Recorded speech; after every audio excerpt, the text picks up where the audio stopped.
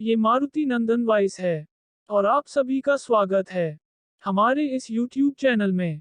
कौन थी भगवान शिव की 5 बेटियां, जिनसे माता पार्वती भी थी अनजान। भारत में शिव जी को भगवान के रूप में तथा देवी पार्वती को मां के रूप में पूजा जाता है। भगवान शिव को देवों के देव भी कहते हैं। मां पार्वती भगवान शिव की पत्नी है। मां पार्वती देवी सती का ही रूप है। मां पार्वती को उमा तथा गौरी आदि नामों से भी जाना जाता है। मां पार्वती का जन्म हिमनरेश के घर हुआ था, जो कि हिमालय का अवतार थे। मां पार्वती ने भगवान शिव को पति रूप में पाने के लिए घोर तप किया था तथा अपने कठोर तप में वह सफल भी हुई।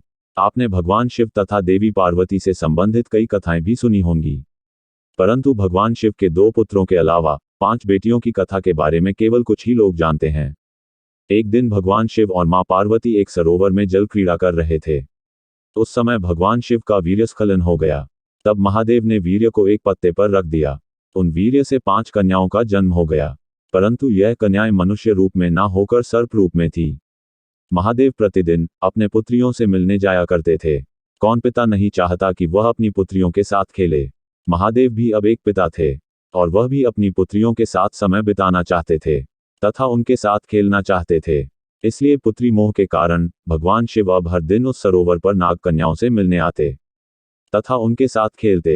महादेव के रोज ऐसे जाने से देवी पार्वती को शंका हुई, इसलिए उन्होंने भगवान शिव का रहस्य जानने की कोशिश की। एक दिन जब महादेव सरोवर की ओर जाने लगे, तो देवी पार्वती उनके पीछे पीछे सरोवर पहुंच गई। मां पार्वती को इस विषय में कोई जानकारी नहीं थी, परंतु भगवान शिव तो सब जानते थे कि वो अब 5 नाग कन्याओं के पिता हैं। वहां देवी पार्वती ने भगवान शिव को नाग कन्याओं के साथ खेलते हुए देखा। यह देखकर देवी पार्वती को बहुत क्रोध आया। क्रोध के वशीभूत होकर देवी पार्वती ने नाग कन्याओं को मारना चाहा। जैसे ही उन्होंने नाग कन्याओं को मारने के लिए अपना पैर उठाया, तो भगवान शिव ने कहा कि यह आपकी पुत्रियां हैं। देवी पार्वती बहुत आश्चर्यचकित हुई।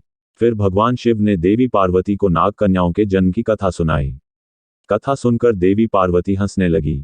भगवान शिव ने बताया कि इन नाग कन्याओं का नाम है जया, विष, शामिलबारी, देव और दोतिली। भगवान शिव ने अपनी पुत्रियों के बारे में बताते हुए कहा कि सावन में जो भी इन कन्याओं की पूजा करेगा, उसे सर्प भय नहीं रहेगा।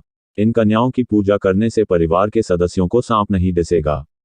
यही कारण है कि सावन में भगवान शिव की 5 नाग पुत्रियों की पूजा की जाती है।